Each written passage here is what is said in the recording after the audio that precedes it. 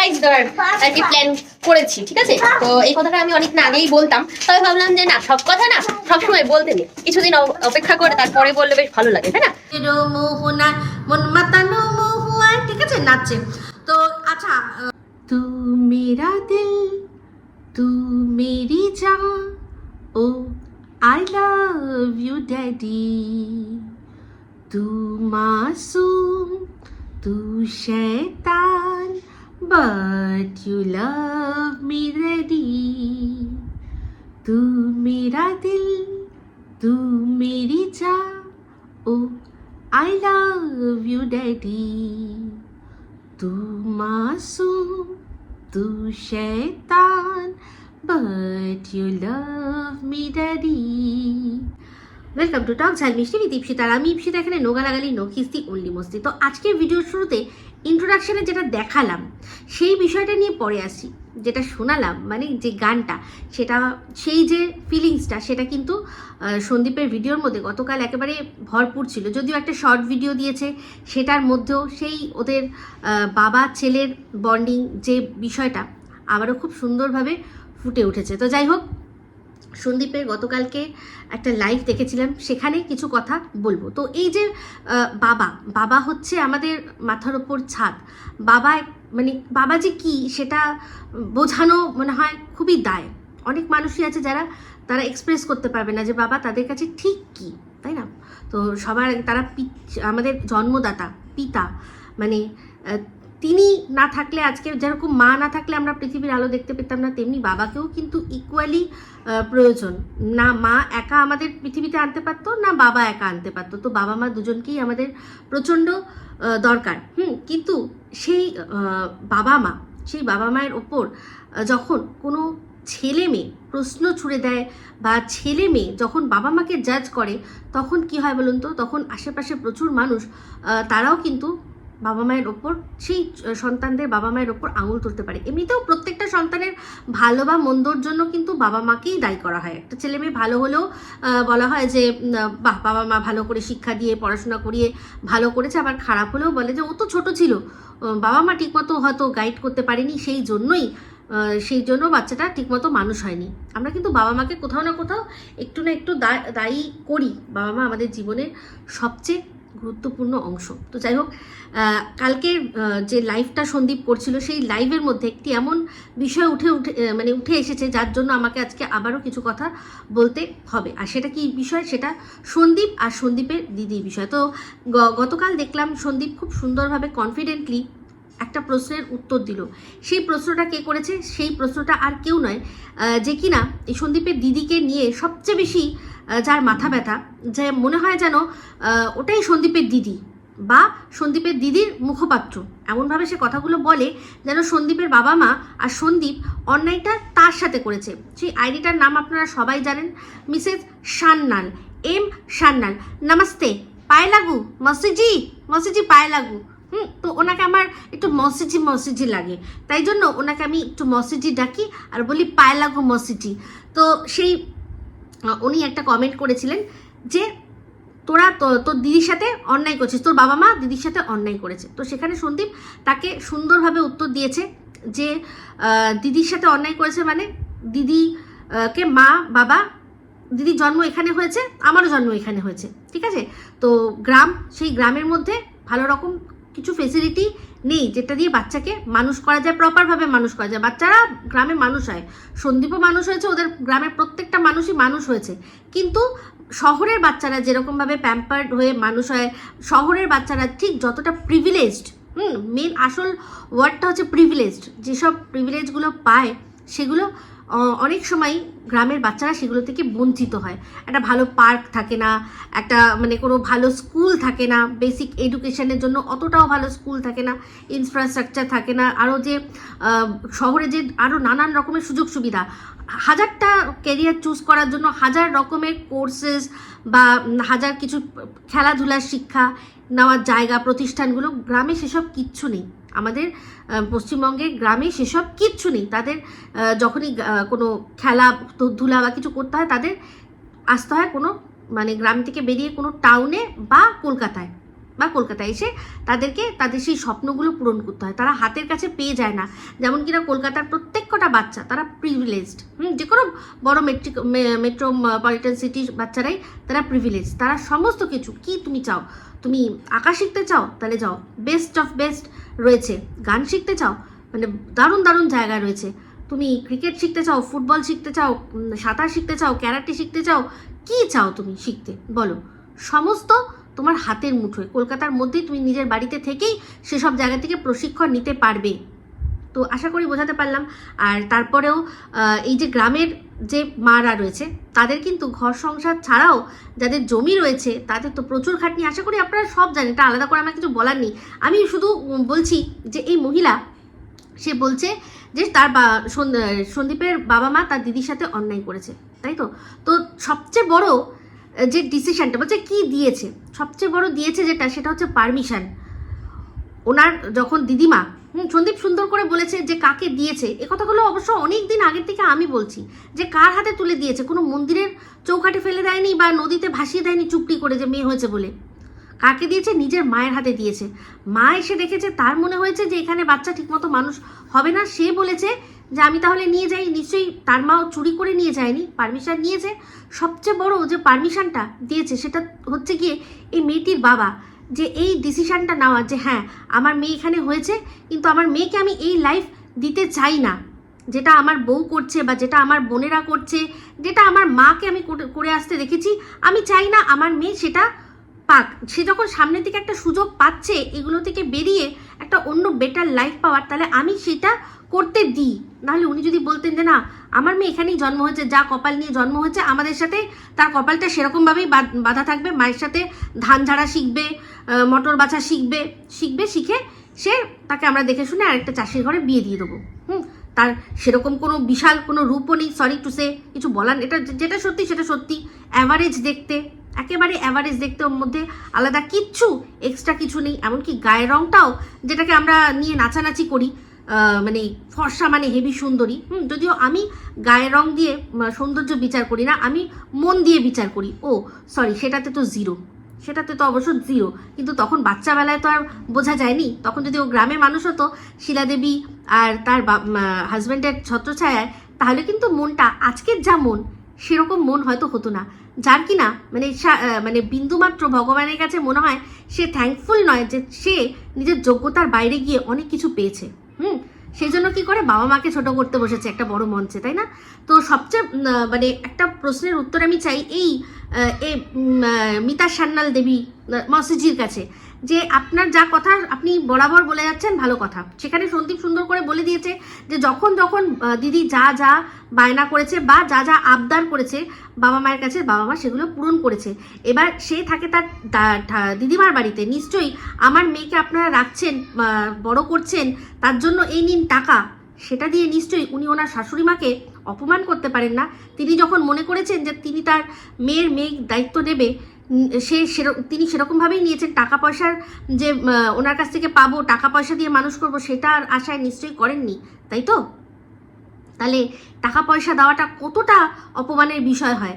তারা কি টাকার আশায় তার মেয়েকে নিয়ে এসছে? না, তাদের মনে হয়েছে যে মেয়েটা এখানে থাকলে ভালোভাবে মানুষ হবে না, তাই জন্য নিয়ে এসছে। কিন্তু এই যে সবচেয়ে গাত্রদাহ যার হচ্ছে এই মিতা সান্যালের, অ্যাকচুয়ালি কেন বলুন তো?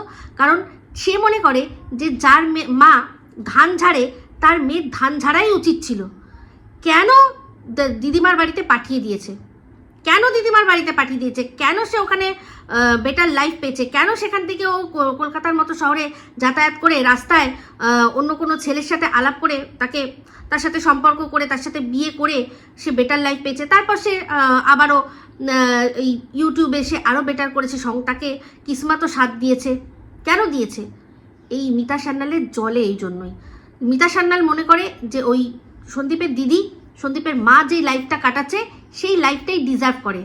সেই জন্যই উনি যতই হিতৈষী সেজে ঘুরে বেড়াক, যতই মুখে মুখোশ পরে এই সন্দীপের দিদির হিতৈষী সেজে ঘুরে বেড়াক, আসল কথা এটাই তার গায়ে জ্বালা ধরে যে কি করে যে মহিলা মানে সন্দীপের মা শিলাদেবী, যে কিনা শহরে মানুষ হয়েছে, তাকে যেরকমভাবে গ্রামে দিয়ে দেওয়া হয়েছিল, কি করে গ্রাম থেকে আবার ওই মেয়েটা চলে আসলো। এখানে অনেক মেয়ে আছে, এই যেমন আমাদের সন্দীপের যে একটা ছোট মাসি আছে, সেও মসজিজি, সেই মসজিজিরও তো সুন্দরী মেয়ে আছে, রুমালির থেকে অনেক সুন্দর দেখতে, অনেক সুন্দর দেখতে। ওর মামার মেয়ে, ওর যে মামার মেয়ে রুমালির থেকে অনেক সুন্দর দেখতে, অনেক সুন্দর দেখতে। কিন্তু তারা কি এই রুমালির মতো মানে সন্দীপের দিদির মতো লাইফ পেয়েছে? পায়নি। সেই জন্য এই শকুনিটা বারবার খোঁচাতে আসে। তো এর সবচেয়ে দুঃখের বিষয় কি বলুন তো, যে মেয়ে কিনা বাবা মায়ের একটা রাইট ডিসিশনের জন্য আজকে এই সুখ ভোগ করছে, সেই মেয়েই সবচেয়ে বেশি বড় শত্রু তার মা বাবা ভাইয়ের, যে কিনা চায় এদের পুরো সম্পূর্ণ নিঃশেষ করে দিতে। কারণ ওই যে বলেছিলাম যে এই মহাভারত ঘরে ঘরে চলে, মহাভারতের মতো পলিটিক্স দুনিয়ায় আর একটাও নেই, ঘরে ঘরে চলে। সেখানে শকুনি যেমন সারা জীবন ধরে কানে মন্ত্রণা দিয়ে দুর্যোধন আর কুরুবংশের পুরো খাতমা, এরও তাই। সন্দীপের দিদির যে গুডউইলটা রয়েছে বা যেটা ছিল আর কি, যে আর কি ভালোবাসাটাও পেতো, তা কিন্তু অর্ধেক হয়ে গেছে। হ্যাঁ, চামচা এখনো রয়েছে, তারা গিয়ে বলে, কিন্তু আসল ওর রূপ আমরা সবাই জেনে গেছি যখন কিনা সন্দীপদের সাথে এরকম একটা ঘটনা ঘটলো। তার সন্দীপকে জাস্ট এরকমভাবে বিট্রে করে চলে গেল। সে যখন তার দিদি হয়ে ওর পাশে দাঁড়ালো, ওই বউয়ের পাশে দাঁড়ালো, তখনই বোঝা গেল যে সেও কি চায়, প্রতিহিংসা, রিভেঞ্জ। কিন্তু এই রিভেঞ্জের আগুনে সে নিজেই জ্বলে পুড়ে খাক হয়ে যাবে, আর তার জন্য অপেক্ষা করছে সময়। তো এই মিতা দেবী বলছে যে একটা সাইকেল কিনে দিল, একটা হারমোনিয়াম কিনে দিল, তাতেই হয়ে গেল। না, তাতে তো হয় না। উনিও নাকি ওনার কোন বোনের ছেলেকে সাইকেল কিনে দিয়েছে, বলছে তাহলে কি আমি ওনার মা হয়ে গেলাম? একদমই না, একেবারেই না। আমার শুধু ওই মিতা সান্যালের কাছে একটাই প্রশ্ন, আপনি এত কিছু বোঝেন যে এর মা বাবা কিরকমভাবে এর সাথে অন্যায় করেছে এই রুমালির সাথে, তাহলে এত কিছু জানার পরও সেই রুমালি কেন তার মা বাবার বাড়িতে আসতো? তার কি আত্মসম্মান বলে কিচ্ছু নেই? ও ঠিক কবে বুঝতে পারলো যে বাবা মা ওর মানে ওকে ভালোবাসে না, বাবা মা ওকে দূরে সরিয়ে রেখেছে? মেয়ে বলে গার্ল চাইল্ড ভিকটিম কার্ড খেলেছিল, যে মেয়ে বলে যে বাবা মা তাকে দূরে সরিয়ে রেখেছে, ভাইকে ভালোবাসে, এটা ঠিক কবে বুঝলো? ওই জোস্টকের মঞ্চে যেদিন উঠবে সেদিনকেই ওর মাথায় হঠাৎ করে এটা মানে ধূমকেতুর মতো এসে পড়লো। তার আগে তাহলে আসতো কেন? যখন প্রথম দিনই জানতে পেরেছিল যে আমার যে মা, সে আমার মা নয়, সে আমার দিদিমা। আমি ছোটবেলায় জানতে পেরেছি, মানে একটু বড় হওয়ার পর। তখনই তো মানে ঘেন্নায়, একরাশ ঘেন্নায় আর আসাই উচিত ছিল না। কিন্তু শুনছি সে সাইকেলেরও আবদার করেছে, সে হারমোনিয়ামেরও আবদার করেছে। যখনই এসছে তখনই জামা কাপড় হ্যানা ত্যানা সবই তার বাবা মা তাদের সাধ্য অনুযায়ী, তাদের হ্যাসিয়াত অনুযায়ী তা দিয়েছে হাতে তুলে। মেয়েও সেটা নিয়েছে হাতে তুলে। কবে সে বুঝলো যে বাবা মা ভালোবাসে না? যদি সত্যি হয় তার এইটুকুও আত্মসম্মান নেই, তাকে না ভালোবাসে যে ভাইকে ভালোবাসে, সেই ভাইয়ের বিয়েতে সেই বিয়েটাকে আর কি অ্যাটেন্ড করতে, সেটা সবার অগ্রে থাকতে তার কি করে মন চাইলো? তার মধ্যে কোনো সেলফ রেসপেক্ট বলে কিছু জিনিস নেই? যে যারা আমাকে ভালোবাসে না, যারা আমায় চায় না, আমি কোনোদিনও তার বাড়িতে যাব না, তাদের মুখ দেখতে চাই না, সেটা সে বলতে পারলো না? তো এইসব না নাটক অন্য জায়গায় করতে বলবেন। ওই মেয়ে যে মানে যা পাপ করেছে তার ফল তাকে এখানেই ভোগ করে যেতে হবে, ঠিক এই জায়গাতেই ভোগ করে যেতে হবে। যেভাবে তার জন্য তাকে শিখণ্ডী হিসাবে দাঁড় করিয়ে, যেভাবে এই টিন আর তার টিমের দালালগুলো যেভাবে ওর বাবা মায়ের মানে বুকে একটার পর একটা তীর বিঁধেছে, রীতিমতো সরসজ্জায় যেরকম ভীষ্মকে শোয়ানো হয়েছিল, ঠিক সেরকমভাবেই এই শিখণ্ডীর মতো সামনে দাঁড় করিয়ে সন্দীপের দিদিকে সবাই কি করেছে, ওর বাবা মায়ের বুকে পুরো তীর বিধে ওদের সরসজ্জায় শায়িত করেছে। লজ্জা করে না? তারপরেও আসতো কেন? আপনি কোনোদিনও এই প্রশ্নটা করেননি কেন মিতা দেবী? যে যখন কলকাতায় আসলো তখন প্রথম দিনে ওর মামার বাড়ির তরফ থেকে কেউ কেন আসলো না? কেউ কেন সাহায্যর হাত এগিয়ে নিয়ে গেল না? আর যে নিয়ে গেল সন্দীপ, তার এই সাহায্যগুলো সে নিল কেন? সে তো জানে তার বাবা মা তাকে মেয়ে বলে পরিত্যাগ করেছে। আবারও বলছি, এর কি সেলফ রেসপেক্ট বলে কিচ্ছু নেই? তো সবার শেষে সন্দীপকে একটাই কথা বলবো, সন্দীপ তোমার যদি প্রশ্ন করার হয় না, এই যে যারা আছে এদের ছেড়ে তুমি তোমার ডাইরেক্ট দিদিকে প্রশ্ন করো, যার কথার জন্য এখনো পর্যন্ত একটাই কথা ওঠে, যারা নিজের মেয়েকে ভালোবাসতে পারেনি, নিজের মেয়েকে বাড়িতে ঠাঁই দিতে পারেনি, তারা বৌমাকে কি করে ভালোবাসবে, কি করে বৌমাকে সেই যোগ্য সম্মান দেবে? তোমার দিদিকে জিজ্ঞাসা করো, তোমার দিদিকে প্রশ্ন করো যে মা বাবা যদি এতই খারাপ ছিল তাহলে তুমি এসেছিলে কেন? প্রশ্ন করো। অনেক হয়েছে, আর কত ভয় পাবে, আর কত ভয় পাবে তুমি? ছোটবেলায় ভয় পেতে বুঝতে পারছি, এখন সব তো শেষ করে দিচ্ছে। তুমি ভালো করে জানো কি কি পেছনে তোমার দিদির হাত রয়েছে, তুমি তার প্রমাণও পেয়ে গেছো। তার সত্ত্বেও তুমি কেন বলছো না? এখনো তোমার বাবা মাকে ছোট করা হচ্ছে তোমার দিদিকে সামনে শিখণ্ডি করিয়ে। সে কেন কোনো কিছুর মুখ খুলছে না? হ্যাঁ, যেখানে কিনা এই টিনের ঠাম্মি তার মা তাদের জন্য মুখ খুললো, তাদের জন্য বললো যে ওর ঠাম্মিকে পর্যন্ত ছাড়া হচ্ছে না, বয়স জ্যেষ্ঠ, সেখানে তোমার মায়ের সম্পর্কে যে কথাগুলো বলা হয়েছে, শুধু আমার আই এম সরি ফর মামুনি ব্যাস বলে দিলেই হয়ে যায়, বলে দিলেই হয়ে যায়।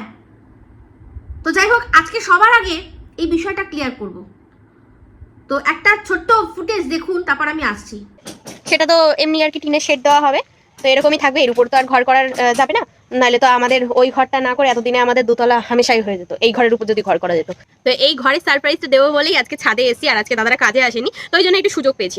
আসলে ওরা কাজে আসলে না উপরে আসতে কিরকম একটা লাগে, বাধো বাধো, তো ওই জন্য এই অতটাও আসা হয় না, আসিই না বলতে গেলে। তো অনেকদিন ধরে ভাবছি বলবো, কিন্তু বলবো করে আর বলাই হচ্ছে না। আজকে মনে পড়লো তাই চলে আসলাম। কিরকম লাগলো অবশ্যই জানিও, ঠিক আছে? আর উপরে যে ঘরটা করা হচ্ছে এখানে মা আর বাবু থাকবে, এরই নিচে যে ঘরটা আছে ওটাই ভাবছি আমরা তিনজন থাকবো, মানে আমি, সন্দীপ আর কিষান। দেখলেন এখানে টিন কি বললো? টিন বলল যে ওপরে ঘরটা যেটা হয়েছে সেটা মা আর বাবুর জন্য। কেন? মা আর বাবু নাকি আলাদা ঘরে শোয়? মা আর বাবু নাকি একসাথে শোয় না? মা আর বাবু তো একসাথে শোয় না, ও তো নিজেই বলেছিল, তাই না? বলেছিল না? বাবলু পিসো বলেছে, ও সেটাকে বলেছে হ্যাঁ, তো মা বাবু একসাথে শোয় না, তাহলে মা বাবুর জন্য উপরের ঘরটা কেন? বাবু তো ওই বাইরে ওই যে পুরোনো যে ঘরটা আছে সেখানে শোবে। এটা তো মায়ের ঘর বলা উচিত ছিল, যে ওপরে মায়ের জন্য ঘর করা হচ্ছে, মায়ের ওপরে থাকার ইচ্ছা। তো ওপরে ঘর অনেক দিন হয়ে গেছে, কিন্তু ওর মা উপরে ঘরে শোয় কি? তো যাই হোক, যেটা বলছিলাম, তো মা বাবু এখানে একসাথে শোবে। তাহলে এই যে কথাটার ওপর বেস করে যে মা বাবু একসাথে শোয় না, তার মানেই শিলাদেবীর কি আছে না পরকীয়া আছে। তাহলে দেখলেন তো এটা কতটা বড় মিথ্যা একটা প্রোপাগান্ডা, কত বড় মিথ্যা প্রোপাগান্ডা। তুমি না বাবলু পিসো হঠাৎ করে ওদের কাছে কোনো প্রিয়পাত্র হওয়ার জন্য বা কিছুর জন্য তাদের কাছে কোনো সুযোগ সুবিধা নেওয়ার জন্য এই কথাটা বলেছিল কিনা বা তুলেছিল কিনা। সন্দীপের বাবা ওই যে বাড়িটা, পুরনো বাড়িটায় যায় মাঝে মাঝে শোয়ে, সেটা আমরা সবাই শুনেছিলাম। কারণ ওখানটাতেও পাহারা দেওয়ার বিষয় আছে, আর তার কারণটা এখন আমাদের কাছে পরিষ্কার, যে ওই ঘরটার মধ্যেই মাটির তলায় পুঁতে ওরা ওদের সোনা গয়না সব রেখেছিল। সেই জন্যই উনি মানে সারাদিন বাড়িতে থাকতেন, খাওয়া দাওয়া করে একদম রাত্রে লাস্টে টর্চ আর হাতে জলের বোতল নিয়ে ওই বাড়িতে যেতেন পাহারা দেওয়ার জন্য। কারণ এই জিনিস অন্য কাউকে দিয়ে পাহারা দেওয়া যাবে না, আর ওই ঘরে নিশ্চয়ই সন্দীপকে পাঠানো যাবে না, বউ ছেড়ে বাচ্চা ছেড়ে, সেই জন্য উনি যেতেন ওখানে রাত্রে শুতে। আর সেটাকেই বলা হয়েছে কি, যে তার মানে সন্দীপের বাবা মায়ের মধ্যে কোনো সম্পর্ক নেই, সন্দীপের মায়ের আলাদা সম্পর্ক রয়েছে। লজ্জা করে না? লজ্জা করে না? তো যাই হোক, এবার বলি, কিছু মানুষ আছে যারা কিনা বারবার বলে যে টিনকে তো কোনো কিছু মানে ধরতেই দেওয়া হতো না, জানতেই দেওয়া হতো না যে কোন জিনিসটার ওজন কত, ও বুঝবে কি করে? ও কি কখনো গেছে বাজারে? তো বাজারে যাওয়া দেখিয়ে দেওয়া হয়েছে, ঠিক আছে? তখন ও বাজারে গেছে ঠিকই, বাজারটা ও করেছে, মানে সন্দীপ করেছে, টিন তো ক্যামেরা ধরেছে, ঠিক আছে? তো আজকে আবার একটা ফুটেজ দেখাই। আর সরস্বতী পুজোতে আমাদের বাড়িতে নিয়ম আছে জোড়া ইলিশ খাওয়া। সুন্দর সুন্দর দুটো ইলিশ মাছ এনেছে সন্দীপ, এগুলো কত ওজনের সেটা আমি বলতে পারবো না, তবে দেখতে খুব সুন্দর, বেশ একদম ঠিকঠাক সাইজ। এই যে দুটো বেশ একই সাইজের, খুব সুন্দর বেশ দুটো মাছ।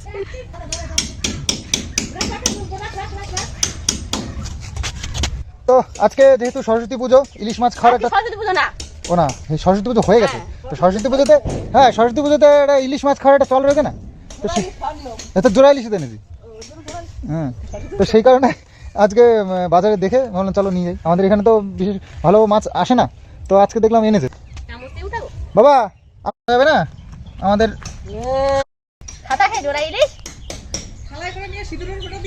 হ্যাঁ, হলুদ সিঁদুর দিয়ে তারপরে ও সবাইকে দেখাবো দুটো মাছের মাথা কাটে দেবো। বাবা আমার পিসির কথা শোনো, বলে কি জোড়া ইলিশ মাথায় সিঁদুর দিয়ে ওরে বাবারে আবার কুলোই নিয়ে ডায়লগ। তো ইলিশ মাছ কাটা হয়ে গেছে, এইটুকু হয়েছে। তো চলো, নিয়ম পালন তো হবে। ইলিশগুলো ছোটোই ছিল, ওই দুটো মিলে হয়তো 600 গ্রাম মতন হবে, 300 গ্রাম করে হবে।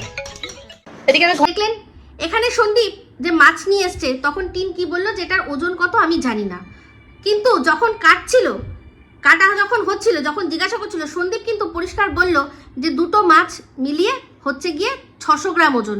তাহলে বোঝাই যাচ্ছে 300 গ্রাম করে এক একটা মাছের ওজন। কিন্তু সেটা তখন টিনকে বললো, টিন কিন্তু সামনে ও হাতে ধরে, তাহলে বুঝে যাওয়া উচিত ছিল যে এই সাইজের মাছ যদি হয় তাহলে এগুলো মোটামুটি 300 গ্রাম ওজন হওয়া উচিত, কারণ দুটো মিলিয়ে 600। কিন্তু তখনও বুঝবে কি করে? তো ওই ফুটেজটা শেষে দেখবেন যখন কাট হয়ে গেল একটা ফোন বাজছিল। তো আপনাদের কি ধারণা যে এই সময় কে ফোন করতে পারে? অবশ্যই যার কথা চিন্তা করছেন তারই ফোন এসছিল, সেই জন্য তার মাথায়, আর ওই যে বললো সন্দীপ যে এটা 600 গ্রাম ওজন, ওর মাথাতেই আসেনি যে এক একটা মাছ 300 গ্রাম, ও ওটা শোনেইনি। ততক্ষণে ওর ঘন্টি বেজে গেছে, ওর মন ওদিকে পৌঁছে গেছে, সেই জন্য জায়গাটা কাট হয়ে গেল। ঠিক আছে, আচ্ছা এরপর দেখুন এই যে নাইটি নিয়ে অনেক কথা বলা হয় যে নাইটি পরলে খারাপ বা নাইটি পরা খুব ভালো না। এই কথাটা একটা ইস্যু বানিয়ে নিয়েছে ওরা। কিসের জন্য? কারণ কিছু বলার নেই, কোনো যুক্তি খাড়া নেই। মানে যে কথাগুলো সঙ্গীতাদি এদের বিরুদ্ধে বলেছিল সেগুলোর পিছনে যখন কোনো যুক্তি পেল না, তখন একটাই কথা কি বললো, যে উনি নাইটি বলেছেন যে নাইটি পরে যারা তারা চরিত্রহীন। উনি কিন্তু বলেছিলেন যে নাইটি কেন পড়বে তোমরা যখন ইন্টারন্যাশনাল প্ল্যাটফর্মে কাজ করছো, তোমরা ভালোভাবে প্রেজেন্টেবল হয়ে বসো, কেন নাইটি পড়বে? এটা তো তোমাদের কাজ। এই কথাটাই উনি বলেছিলেন। তো সেটার কোনো উত্তর দিতে না পেরে একটাই কথা, যে নাইটি পরে চলাফেরা করে যারা তারা দুশ্চরিত্র। তো একটা ছোট্ট ক্লিপিং দেখুন।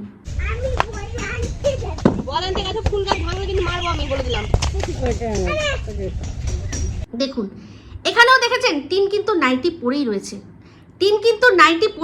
কিন্তু নাইটির তলায় আছে কি? সায়া, আর বুকের মধ্যে আছে একটা ওড়না। কারণ ও একটা ভদ্র বউ হওয়ার অ্যাক্টিং করছিল তখন। তখন কিন্তু জানে যে নাইটির তলায় যদি সায়াটা না পরি, সন্দীপ নিশ্চয়ই দেখে বলবে যে এরকমভাবে পরা যাবে না, ওড়না নিতে হবে সভ্যতা ভদ্রতা বজায় রাখার জন্য। শাশুড়ি আছে, সন্দীপ আছে, তাদের জন্য দেখানোর জন্য ও সায়াটা পরতো।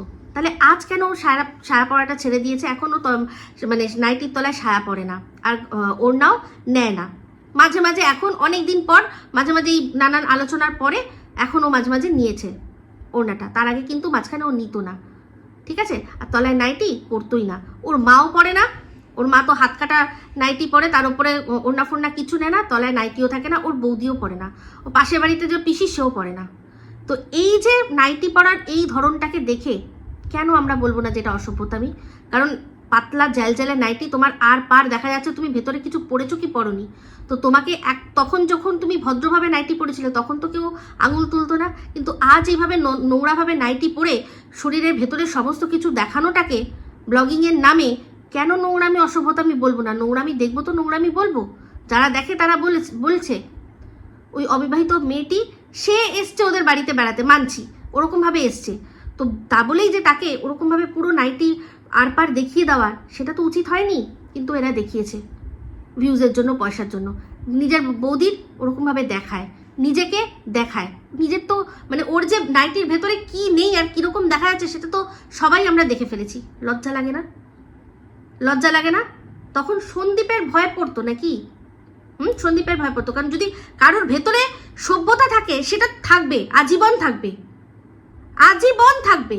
এখন ও হয়ে গেছে, ওই যে সন্দীপ সেদিন দেখাচ্ছিল না, ওদের বাড়িতে একটা খোলা ষাঁড় চলে এসছে, একদম ওই ষাঁড়টা আর টিনের মধ্যে কোনো তফাৎ নেই। যে ষাঁড়কে মানুষ ছেড়ে দেয় যে তুই যা চড়ে খা, যেখানে গরু পাবি সে গরুর সাথে একটুখানি ইন্টু কুলুকুলু করে নিস, কোনো ব্যাপার না, চড়িয়ে চতুর্দিকে খাবি। ওই ষাঁড়টা আর টিনের মধ্যে তফাৎ একটাই, শুধু জেন্ডারের। টিন মেয়ে, ষাঁড়টা হচ্ছে ছেলে। বুঝতে পেরেছেন? তো সেখানে যদি বলা যায়, কাউকে যদি নোংরাভাবে দেখি, নোংরাভাবে সেটা যদি কেউ বলে, খারাপ তো কিছু করেনি, নাইটি তো এখানেও পড়ে আছে, কিন্তু দেখতে কি দৃষ্টিকটু লাগছে? লাগছে না, দেখেছেন? তো যাই হোক, এই ভিডিওটার কিছু কিছু অংশ আপনারা দেখুন। ভিডিও করবে, তো এই জন্যই দুজনা মিলে একদম রেডি হয়ে নিয়েছে। এই যে মা এদিকে গুছিয়ে সব নিয়ে যাচ্ছে এক এক করে রান্না করে, আর এখানে সন্দীপকে বললাম যে ঠাকুরটা তুলে দাও, কারণ আজকে প্যান্ডেল খুলবে বললে না? ওই মালাটা থাক, হ্যাঁ হ্যাঁ ওই মালাটা থাক, হ্যাঁ হ্যাঁ। তারপরে এই ঘটমটগুলো এগুলো বিকেলে করে দিয়েছো, জলে দিয়েছো। দেখুন এখানে সমস্তটা কিন্তু পরিচালনা করছে টিনের কথাতেই সব হচ্ছে। টিন বলছে ওই মালাটা থাকবে, এই মালাটা চলে, আর বাদ বাকি সব ফেলে দাও, যাও গিয়ে এখন ঠাকুরটাকে তুলে দাও, সন্দীপকে বলছে। সন্দীপের মা ওদিকে কি করছে, রান্না করবে একটা, তার ব্যবস্থা করছে। টিন কি করছে, ক্যামেরা ধরছে, রান্না করছে মা, এই যে সবকিছু গুছিয়ে নিয়েছে। আজকে কি হচ্ছে মেনু একটু বলে দাও, তুমিই বলো। বিরিয়ানি। ওরে বাবা রে, কিরম করে বললো, ভাব কত, তো দেখো ভাব দেখো কিরম করে বললো, ঢং। তো এখানে বিরিয়ানি ডিশ না, ফেভারিট না, ফেভারিট ডিশ ঠিক আছে বিরিয়ানি। এত ভালো লাগে, হেই না আমি খাই না। উনি আমার ইদানিং বিরিয়ানি ভালো খাচ্ছেন। ইদানিং আমার বিরিয়ানি অপছন্দে চলে গেছে। মমিতা দিতে পারি খাসির মাংসের বিরিয়ানি ছিল, তাই খাইনি। ভাত আর ওই আলু ফুলকপির তরকারি দিয়ে খেয়েছি। তাহলে রসগোল্লা খাইনি, শুধু একটা রসমালাই খেয়ে চলে এসেছি, মিষ্টিও কম খাচ্ছি। আলুর দম, এখন আলুর দাম কম, আলুর দম খেতে হবে। সন্দীপ বললো যে আজকে বিরিয়ানি রান্না হয়েছে, মা এখানে বিরিয়ানি নিয়ে বসেছে, বিরিয়ানি খাচ্ছে এখন। ভালো আছে, নিজে রান্না করছে, নিজে তো বলবাই ভালো হয়েছে। হ্যাঁ সেটাই, হ্যাঁ হ্যাঁ না তোমার ছেলে বলবে ভালো হয়েছে। এটা একটা অত্যাচারিত বউ তার লক্ষণ হতে পারে? একটা অত্যাচারিত বউ তার শাশুড়িকে এরকম ভাবে বলছে যে নিজে রান্না করেছো তো তাই জন্য তো ভালো বলবেই। সাহস হবে যার সাথে ডোমেস্টিক ভায়োলেন্স হয়, তার সাহস হবে এরকম ভাবে তার শাশুড়িকে এই মুখে এরকম উত্তর দিতে? লজ্জা করে না? ডোমেস্টিক ভায়োলেন্স যারা মানে ঝেলেছে যেসব মহিলা, সেসব মহিলার মুখে টিন সপাটে চড় আর থুতু দিয়েছে, তাদের মুখে, তাদের ওই যন্ত্রণার মুখে থুতু দিয়েছে এই অসভ্য মেয়ে ছেলেটা। আজকে আমি এইভাবে বলতে বাধ্য হচ্ছি, এই রকম ভাবে, বুঝতে পেরেছেন? আর সারপ্রাইজ, এবার আসি সারপ্রাইজ। তো দেখলেন সারপ্রাইজ কি বলল, যে চট করে দুম করে সবকিছু বলে দিতে নেই, একটু সারপ্রাইজ রাখা দরকার। ইয়েস, সেই সারপ্রাইজ দিয়েছে, খুব ভালোভাবে সারপ্রাইজ দিয়েছে। একটা কথা শুনুন। এখন সন্দীপ আবার প্যান্ডেল খুলতে শুরু করে দিয়েছে, প্যান্ডেল কাপড়গুলো আবার দিয়ে আসতে হবে। দাও, কত খাটাখাটনি করে প্যান্ডেল করা হলো, খোলার সময় কত তাড়াতাড়ি হয়ে যাচ্ছে। হ্যাঁ সেটাই, সব জিনিসই। তো এই কথাটা শুনলেন, কথাটা কি বললো, যে কত কষ্ট করে আমরা এই প্যান্ডেলটা করলাম বলো, কি কত তাড়াতাড়ি চটপট চটপট খোলা হয়ে যাচ্ছে, তাই না? একদম কত কষ্ট করে এই সুন্দর সংসারটা গোছানো হয়েছিল বাচ্চা সমেত, কিন্তু ভাঙতে কিচ্ছু লাগলো না, একটা সেকেন্ড লাগলো না, এক সেকেন্ড লাগলো না। আর এখনো কিছু মানুষ নির্লজ্জ বেহায়ার মতো সন্দীপকে দোষ দিয়ে যাচ্ছে, নির্লজ্জ বেহায়ার মতো, যে তুমি কেন বললে, এটাই দোষ হয়ে গেছে। ও করলো সেটা ঠিক আছে, সন্দীপকে পুরো নিঃশেষ করে দিয়ে যেত, তারপর আমরা দেখতাম যে নোংরামি করলো, তাকে একবারও জিজ্ঞাসা করার ক্ষমতা নেই যে তুমি কেন করলে নোংরামিটা। কোন মানুষ এগুলো দেখে বলবে যে ও খারাপ ছিল? হ্যাঁ, ভেতরে ভেতরে ছিল। সেটা কিসের জন্য? একটাই জিনিস, একটাই জিনিসের জন্য খারাপ ছিল, সেটা হচ্ছে কি? বিছানার মধ্যে। তো কি করা যাবে, আমাদের সমাজ এখনো এতটা অ্যাডভান্স হয়নি। ছেলেরা যখন তাদের বউদের দ্বারা অখুশি হয়, তারা জায়গা মতো গিয়ে কিনে নেয়, কিছুক্ষণের জন্য কাউকে কিনে নেয় সঙ্গ দেওয়ার জন্য, তারা বেডের মধ্যে সঙ্গ দেয়। কিন্তু মেয়েদের জন্য এখনো মনে হচ্ছে, এবার এই ধরনের মহিলাদের জন্য মনে হচ্ছে যে এবার মেয়েদের জন্য এরকম একটা জায়গা করতে হবে যেখানে পুরুষরা অ্যাভেলেবেল থাকবে। যারা পুরুষরা অ্যাভেলেবেল থাকবে সেখানে তারা মিটিয়ে নিয়ে চলে আসবে আবার। কিন্তু ওখানে যেহেতু অ্যাভেলেবেল নেই, সেই জন্য কী করছে কিছু মহিলারা, তারা সংসার ভাঙছে, তারা একটার পর একটা সংসার ভাঙছে। বুঝতে পেরেছেন? এই ভিডিওটার মধ্যে আরো একটা অংশ শুনুন। সুন্দর করে খোলো, সুন্দর করে তাহলে প্যান্ডেলের কাজ ভালোই শিখে গেছো নাকি? আমরা সর্বহাটের কাটালি করলাম হ্যাঁ, সব কাজেই লাগো নাকি? সেটাই, তাই তো দেখছি, ভিউয়ার্সরা খুব ভালোভাবে বুঝে গেছে। হ্যাঁ, কত ভালো ভালো কমেন্ট করেছে আমার নামে, তুমি না তো দেখিনি তো। তোমাকে ভালো বলেছে, আমার আলপনাটা খুব ভালো বলেছে সবাই, তোমাকে তো কিছু বলেনি। তো প্যান্ডেলের কাপড় খোলা হয়ে গেছে। শুনলেন, এটা হচ্ছে সন্দীপের কথা। সন্দীপের যে সময়কার এই ভিডিওটা, সে সময়ও এইসব আমরা কিচ্ছু জানি না, আমরা এইসব কোনো ঘটনাই জানি না, কিন্তু টিনের সাথে যে তখন জোরদার চলছে প্রেম ফোকলা, সেটা তো আমরা এখন বুঝতে পারি, তাই তো? তাহলে সন্দীপ তো কিছুই জানে না, কিন্তু তখনও দেখছেন সন্দীপের কাছে কিন্তু সন্দীপের দর্শকদের কমেন্টের কত দাম, যে দেখো দর্শকরা আমাকে কত ভালো ভালো কমেন্টস করেছে। সন্দীপ আজও কিন্তু দর্শকদের কমেন্টের দাম দেয়। সন্দীপ তখনও দিত, এখনও দেয়। এটাই বলছি, যারা ভাবেন যে যেহেতু সন্দীপের জীবনে এরকম একটা ঘটনা ঘটেছে সেই জন্য ও কমেন্টটাকেই মনে করে যে আমাকে ভালো ভালো কমেন্ট করছে আর ওকে বাজে বাজে কমেন্ট করছে মানেই আমি ভালো, এটা কিন্তু নয়। যখন ওর জীবনে এই ঝড় ওঠেনি তখনও কমেন্টকে মানে খুব বেশি গুরুত্ব দিয়েছে।